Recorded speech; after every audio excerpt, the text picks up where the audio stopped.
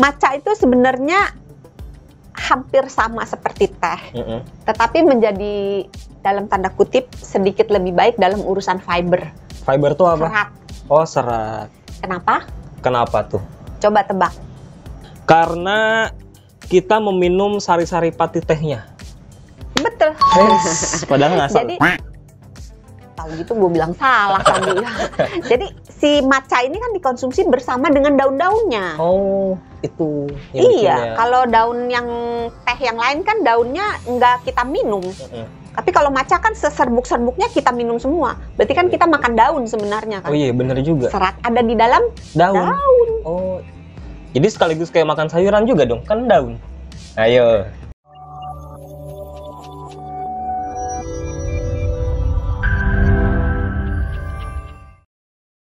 Dok, dari dulu itu kan trennya ngopi ya kan? Kalau pengen chill, pengen santai kan ngopi. Terus sekarang kenapa sih, bisa nggak kalau dari sisi kesehatan dokter Santi jelasin kenapa sekarang ini trennya jadi geser ke matcha nih? Sebenarnya kalau tren begitu mah viral-viralan ya. Iya, makanya. Tidak melulu berdasarkan aspek pertimbangan kesehatan. Jadi, oh lagi trending. Kan orang kita suka latah ya. Ayam. Untung latahnya ayam gitu kan. Coba kalau yang ya udah latah gitu kan. Jadi kalau misalnya satu lagi trending kan sebelumnya ada telur dadar gulung gitu kan, semua orang jajannya telur dadar gulung. Terus kalau lagi trending teh itu yang di awal yang kita omongin ada gerobak-gerobak. Oh iya, teh. Iya kan, teh gitu teh kan. iya, teh 5.000. Minum itu. Dalgona dulu dia kan. Dalgona juga. Jadi lebih ke tren sih, viral, yang membuat viral sesuatu produk yang mungkin tidak semua orang berpindah dari kopi ke matcha atau dari tidak peminum kopi dan tidak peminum matcha, itu kemudian milih matcha gitu. Jadi itu satu tren.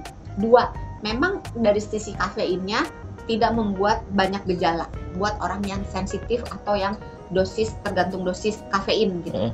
Nah itu lebih menyenangkan milih matcha. Terus warnanya kan cantik. Iya benar. Terus karena lagi trending, lagi viral, di mana-mana nyari matcha.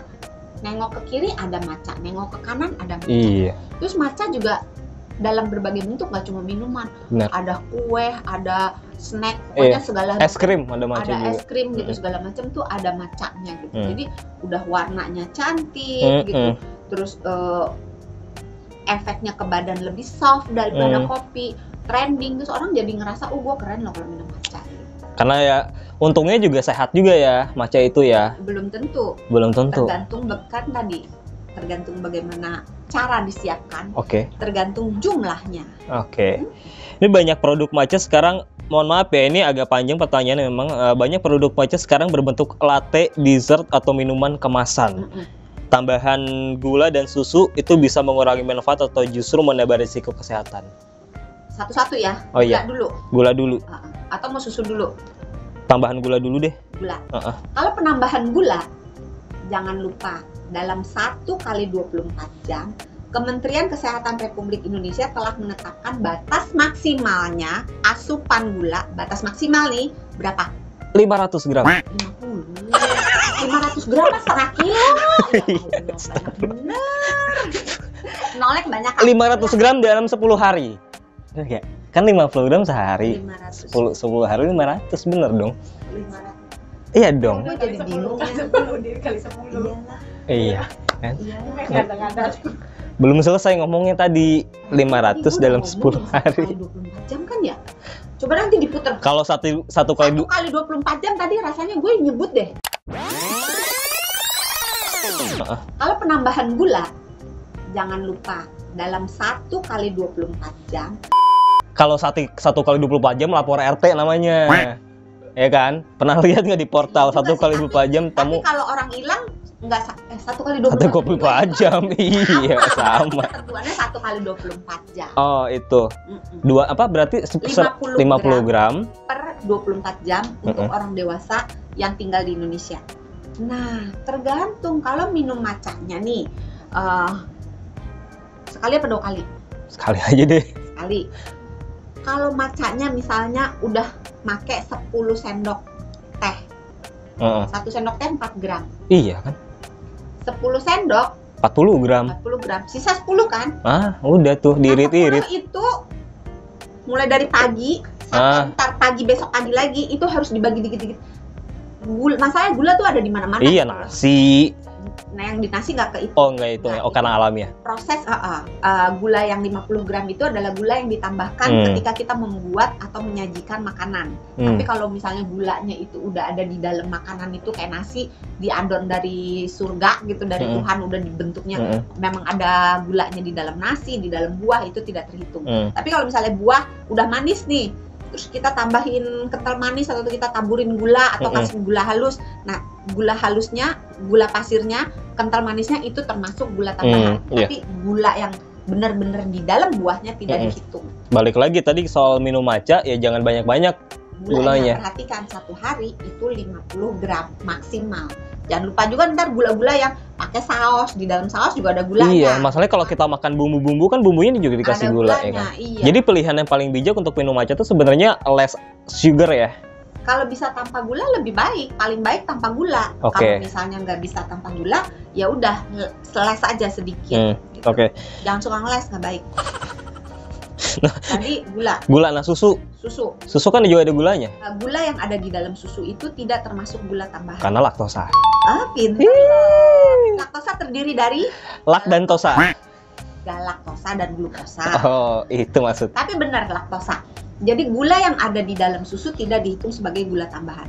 Yang menjadi masalah adalah ketika produsen kental manis menambahkan kata susu kental manis, menimbulkan image bahwa itu adalah susu yang manis.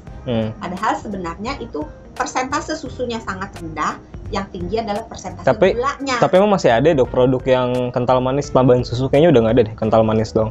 Sejak aturan telah berlakukan oleh pemerintah, maka kata susunya hilang, jadi kental manis. Tetapi anggapan masyarakat masih susu kental manis. Itu susu gitu. Iya, tergantung susunya yang disebut di sini ini susu yang mana. Kalau misalnya susu kental manis, kembali lagi asupan maksimalnya gula.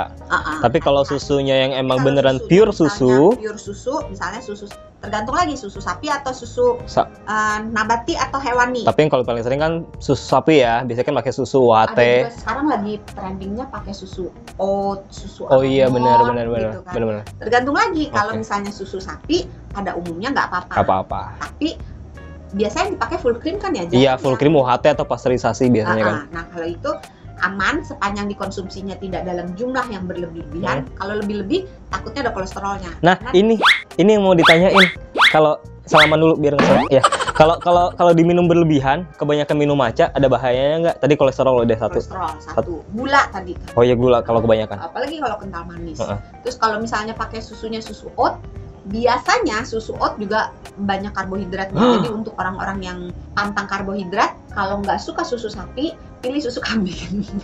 Sama ya. Terus apa lagi bahayanya, Dok, kalau kebanyakan? Susu almond. Jadi susu yang terbuat dari kacang-kacangan cenderung lebih aman, cenderung lebih rendah kandungan karbohidratnya dibandingkan dengan susu yang dari biji-bijian kayak oat, beras, itu lebih sedikit. Apalagi bahayanya, Dok, kalau minum matcha berlebihan banyak-banyak? Deg-degan, karena ada kandungan kafeinnya kan. Terus untuk beberapa orang, ketika minum matcha ini dicampur dengan makanan, apalagi dengan pola makannya yang buruk, maka resiko untuk kena anemia akan naik. Anemia yang jenis kekurangan zat besi. Kenapa? Tanya dong ini. Iya, kenapa, Dokter Santi? Karena kandungan tanin yang ada di dalam teh itu menghambat penyerapan besi. Sehingga kalau mau ngotot minum matcha, pastikan kamu tidak anemia. Tapi kalau misalnya untuk orang-orang yang anemia tapi pengen minum matcha, pastikan jangan dilakukan berbarengan dengan jam makan. Biasanya syaratnya antara dikasih jeda waktu sekitar 2 jam. Tapi kalau mau the bestnya nih, yang paling baiknya 2 jam sebelum makan. Daripada 2 jam sesudah makan. Karena 2 jam sesudah makan itu si matchanya masih sama si makanannya masih ketemu di dalam lambung. Jadi pertengkaran masih tetap akan terjadi. Tapi kalau misalnya matchanya diminum dulu, setelah matchanya masuk, kemudian bukan dibuang ya, iya di metabolisme dalam tubuh udah keluar baru makanan masuk, maka itu relatif dalam tanda kutip lebih aman dibandingkan dengan yang dicampur atau yang disesudahi. Jadi minumnya sebelum. Tapi hati-hati buat kalau yang mah, kadang-kadang walaupun matcha ada kafeinnya yang didampingi dengan L-theanin yang bisa bikin dia naiknya pelan-pelan, tapi untuk orang yang sangat sensitif nggak kuat juga minum matcha dalam keadaan perut kosong. Terus kalau misalnya orangnya udah anemia pengen minum matcha, pastikan makan protein hewani lebih banyak daripada protein nabati. Oke. Karena protein hewani berantemnya masih taninnya lebih dikit daripada yang nabati. Nabati berantem sama taninnya hebat. Oke, itu kan tadi tips untuk anemia ya. Ada nggak tips yang untuk orang-orang general pada umumnya untuk minum matcha yang baik dan benar agar bisa mendapatkan manfaat dengan maksimal? Jangan berlebihan. Karena bagaimanapun apa yang baik kalau dikonsumsi secara berlebih-lebihan, hasilnya belum tentu baik, bisa jadi malah tidak baik. Jadi dosisnya diperhatikan, terus cara membuatnya diperhatikan. Terus kalau menginginkan antioksidannya, vitaminnya itu kita dapatkan dalam jumlah yang semaksimalnya, seoptimalnya, maka pastikan suhunya itu jangan menggunakan air yang mendidih atau yang 100 derajat Celcius. Semakin hijau warna tehnya, semakin kita harus menggunakan suhu yang lebih rendah. Jadi kalau green tea dengan matcha, green tea kan hijaunya nggak terang-terang banget ya, tapi green tea lebih terang lebih hijau daripada teh hitam. Pernah minum green tea nggak? Pernah. Warnanya kan kayak hijau-hijau pucet kan? Maka untuk nyeduh matcha karena dia hijau banget, dia harus suhunya lebih rendah. Green tea boleh naik sedikit, yang black tea boleh lebih naik lebih banyak. Nah, suhu yang dianjurkan itu sekitar 70 derajat Celcius. Oke. Taunya dari mana? Dari mana? Ukur pakai termometer. Oh iya, harus pakai termometer ya. Kalau nggak punya? Nggak punya, beli. Makanya. Kalau nggak mau beli? Nggak usah minum matcha. Ribet banget ya. Iya. Lihat aja kalau misalnya air dispenser ada umumnya antara 70 sampai 90. Aman. Jadi dilihat kalau uapnya masih ngebulnya banyak, itu asap-asap. Kan kalau air panas ada asap-asapnya. Kalau masih banyak banget, itu biasanya suhunya sangat tinggi. Jadi udah tipis-tipis, nah itu udah boleh. Hai, arigato gozaimasu. Dokter Santi Sang sudah berbagi. Dokter Santi Shizuka Sang. Arigato gozaimasu sahabat Sonora. Gini juga arigato gozaimasu. Jangan lupa subscribe channel YouTube Sonora FM 92 dan pantengin terus Kamu Sehat untuk episode berikutnya. Hai. Kalau gitu saya Sony Wicaksono pamit. Dokter Santi juga pamit. Jangan lupa untuk sehat itu mudah, sehat itu murah. Hai.